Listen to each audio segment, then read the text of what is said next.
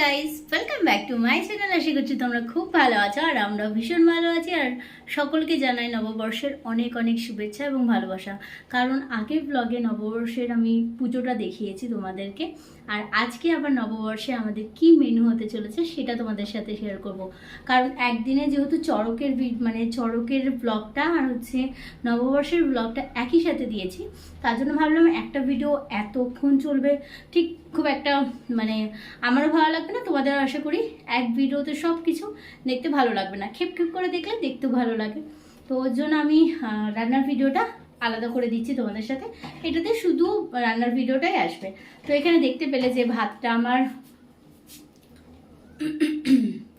তো এখানে আমি চালটা বসিয়েছি, লক্ষ্মীভোগ চাল বসিয়েছি।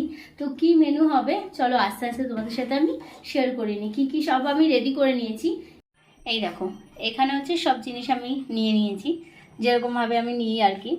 তো এখানে আমি কি নিয়েছি সেটা আমি বলে দিচ্ছি তোমাদের। পনির নিয়েছি, পনির বানাবো। তার জন্য আমি এখানে দেখো নিয়েছি গোলমরিচের গুঁড়ো, কাশ্মীরি লঙ্কার গুঁড়ো, লবণ, হলুদ, আর এপাশে নিয়েছি দেখো কিশমিশ, আর এখানে আছে বাদাম, ভাজা বাদাম, পোস্ত নিয়ে নিয়েছি। এখানে আছে গোটা গরম মশলা, এগুলো আমি ফোড়নের জন্য ইউজ করব। আর এখানে আছে তেজপাতা, এটা একটু ঘুরিয়ে নিই যাতে দেখতে সুবিধা হবে, বিরিয়ানি মশলা, আতর, আর হচ্ছে ঘি। এবার একটু তোমাদের সাথে শেয়ার করে নিই, সেটা হচ্ছে ফ্রাইড রাইস করবো একদম প্লেন, কোনো সবজি দেবো না, প্লেনভাবে করব। কিন্তু বিরিয়ানি মশলা আছে, আতর আছে, এটা হচ্ছে টুইস্ট। সেটা আমি কি করব সেটা আমি এখন বলবো না, তোমাদেরকে পরে জানাচ্ছি। ভাতের মধ্যে আমি দিয়ে দেবো গোটা গরম মশলা, একটা তেজপাতা,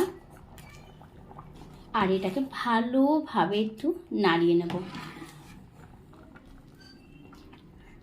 এটা হচ্ছে কি বলো তো, আর্ধেক হয়ে এসছে ভাতটা, তার মধ্যে দিলাম। তার কারণ হচ্ছে অনেকক্ষণ আগে দিলে গন্ধটা থাকবে না, তার জন্য এখন দিলাম। আর এর মধ্যে দিয়ে দেবো একটুখানি ঘি। এখানে দেখো দুটো ঝুড়িতে আমি রাইসটাকে একদম দেখো এভাবে ফ্যানটাকে ঝরিয়ে নিয়েছি, নিয়ে আমি পাখার তলে দিয়ে দিয়েছি যাতে এগুলো একদম ফ্যানটা পুরো একদম শুকিয়ে যায়। এবার কড়াইটা গরম হয়ে গেছে, তার মধ্যে আমি দিয়ে দেবো সর্ষের তেল। চাইলে রিফাইন তেলটাও ইউজ করতে পারো, আমি রিফাইন তেলটা না ইউজ করে সর্ষের তেলটা ব্যবহার করছি। তো এখানে সর্ষের তেলটা গরম হয়ে গেছে, তার মধ্যে এখানে পনিরটা দিয়ে দিলাম। পনিরের মধ্যে আমি নুন, একটু হলুদ দিয়ে ভালো করে খুব বেশি তো নাড়াচাড়া করা যায় না, কারণ পনিরটা ভেঙে যাবে। তো হালকা করে নাড়াচাড়া করে এখানে পনিরটা একদম হালকা করে আমি ভেজে নেব। পনিরটা এখানে ভাজা হয়ে গেছে, এখন আমি তুলে নেব। খুব একটা বেশি ভাজবো না, তোমাদের বলেছিলাম, কারণ পনির বেশি ভাজলে শক্ত হয়ে যায়, ভালো লাগে না। আর আমার কাঁচা পনিরটা খুব একটা ভালো লাগে না, হালকা একটু ফ্রাই করে নিলে ওটা খুব ভালো লাগে, সুন্দর একটা ফ্লেভার আসে। তো এখানে আমি তুলে নেব, তারপরে আমি পরের স্টেপে যাব।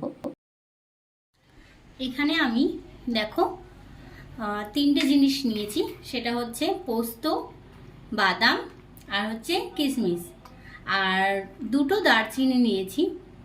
এগুলোকে ভালো করে আমি এখন ধুয়ে নেব, ধুয়ে তারপর মিক্সি করব। মিক্সির মধ্যে আমি আরেকটা জিনিসও দেব, সেটা হচ্ছে টক দই। দেখো এই টক দইটা আমি এর মধ্যে দিয়ে ভালো করে মিক্সি করে নেব। তো আমি একটুখানি এটা ভালো করে ওয়াশ করে নিই, করে নিয়ে তারপরে আমি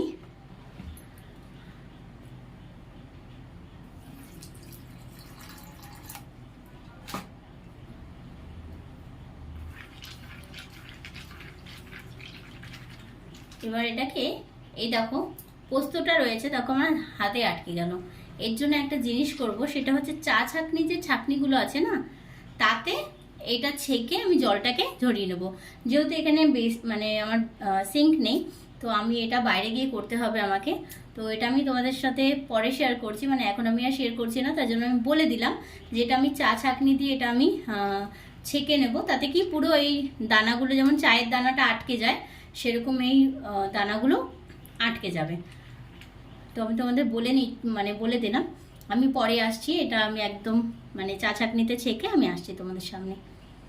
এই দেখো এরকম ছাঁকনির মধ্যে না পোস্তটা মানে কম, তো ওর জন্য এগুলোর গায়েতে লেগে গেছে, এগুলো বেশি বলে এই ওপরে দেখো কি সুন্দর আটকে গেছে। মানে এটা আমি আমার এক জেঠিমার কাছ থেকে শিখেছি, খুব সুন্দর, মানে ওনার আইডিয়াটা আমি মানে কি বলবো আমার জীবনে অ্যাপ্লাই করেছি, খুব ভালো হয়েছে। তো এটা আমি এখন দিয়ে দেবো মিক্সি জারে। এই দেখো আটকে গেছিল। এখন এটার মধ্যে আমি দিয়ে দেবো যেটা বলেছিলাম আর কি, টক দই। তো টক দইটা দ্বারা আমি একটা চামচ নিয়ে নিই, এই চামচটা দিয়ে দেখিয়ে দিচ্ছি ক চামচ, 1 চামচ, 2 চামচ, 3 চামচ। এটা আমি মিক্সি করে তারপরে আসছি তোমাদের সামনে। পেস্ট এখানে রেডি করে নিয়েছি, আর এক এক করে মশলা এখানে দিয়ে দেবো, অ্যাড করব। সব মশলাই মোটামুটি এর মধ্যে অ্যাড করব। কী কী সেটা আমি তোমাদের একটু বলে দিই। সেটা হচ্ছে হলুদ গুঁড়ো, তো দেখতে পেলে হলুদ গুঁড়ো, লঙ্কার গুঁড়ো সব হাফ চামচ করে দেবে। আর এখানে গোলমরিচের গুঁড়ো আমি একটুখানি দিয়েছি, কারণ আমার বাচ্চা যেহেতু খাবে, তো তোমরা স্বাদ অনুযায়ী দেবে। এটা দিলে কি খুব হেলদি হয়, লঙ্কার ঝালের বদলে গোলমরিচের গুঁড়োটা দিতে পারো। আর তার মধ্যে দেখো আমি লবণ দিয়ে দিলাম, আর ধনে আর গুঁড়ো, মানে ধনে আর গোটা জিরের ভাজা, ওটাকে গুঁড়ো করে নিয়েছিলাম সেটা দিলাম। আর বিরিয়ানি মশলাটা দিয়ে দিলাম 2 চামচ মতো। আর এখানে 2 ফোঁটার মতো আতর দিয়ে দিলাম। দিয়ে এবার এটাকে ভালো করে মিশিয়ে নেব। এটা যত ভালো করে মিশবে এটা ততটাই ভালো হবে। এখানটা ভালো করে মিশিয়ে নিই, তারপরে আমি মানে নেক্সট স্টেপে যাব। তো চলো এটা দেখতে থাকো। দেখতেও ভীষণ একটা সুন্দর একটা পেস্ট রেডি হয়ে গেছে। তো পনির ভেজেছিলাম, সেই পনির ভাজায় একটু তেল ছিল, তার মধ্যে আমি এখানে ঘিটা অ্যাড করলাম, ঘি দিয়ে দিলাম। তার মধ্যে এখানে গোটা গরম মশলা, তেজপাতা দিয়ে দিলাম, আর দেবো হচ্ছে একটুখানি আদা কুচি। এটা না সুন্দর একটা ফ্লেভার আসবে। এটা একটু ঘিয়ে হালকা ভেজে নেওয়ার পরে যখন হালকা একটা গন্ধ আসবে সেই সময় দিয়ে দেব এই বানানো পেস্টটা।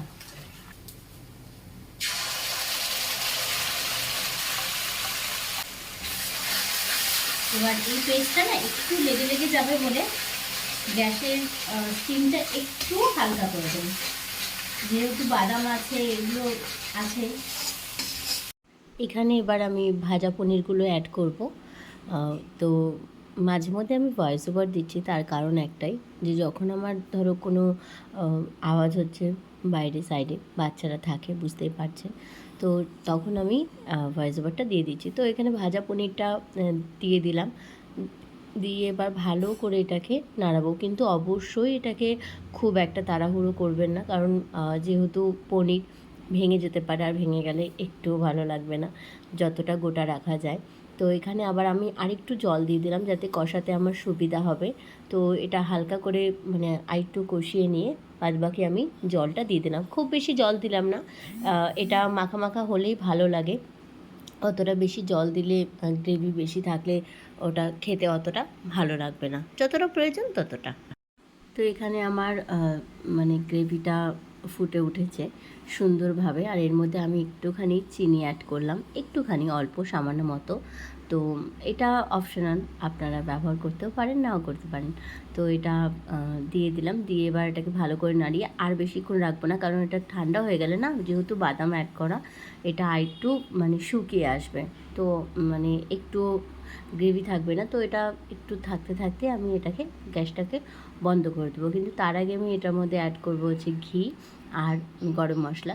তো ঘি আর গরম মশলা অ্যাড করে আমি চাপা ঢাকা দিয়ে দেবো নামানোর পরে, যাতে এটা মানে গন্ধটা না বেরিয়ে যায়। গরম থাকতে থাকতে এটা মানে গন্ধটাও থাকে, যখন তোমরা খাবার সময়টা সার্ভ করবে, তখন যখন ঢাকনাটাকে মানে খুলবে, তখন দেখবে মানে সেই সুন্দর গন্ধটাই সেখান থেকে বেরোচ্ছে। মানে খুব সুন্দর একটা গন্ধ বেরোবে। কেমন লাগছে বলো? এই যে সুন্দর না? এবার চলো নেক্সট আইটেম।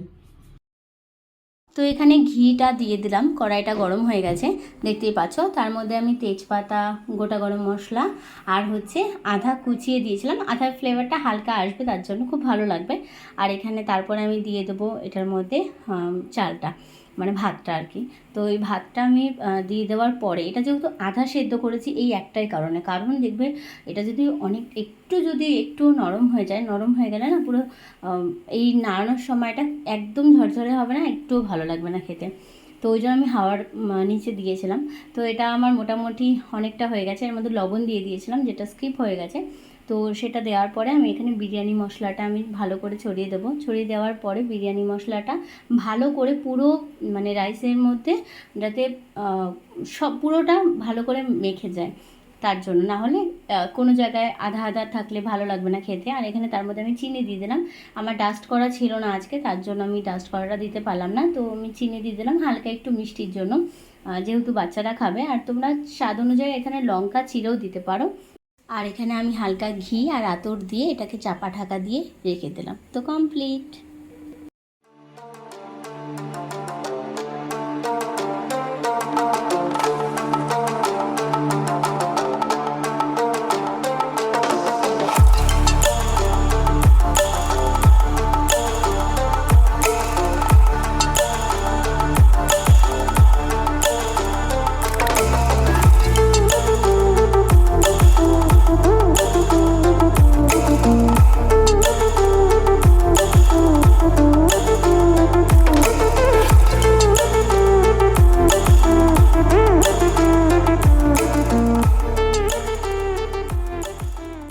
আজকের মতো ব্লগটা এখানেই শেষ করছি। আবার দেখা হবে তোমাদের সাথে নতুন একটা ব্লগে, নতুন একটা দিনে আর নতুন একটা রেসিপি নিয়ে।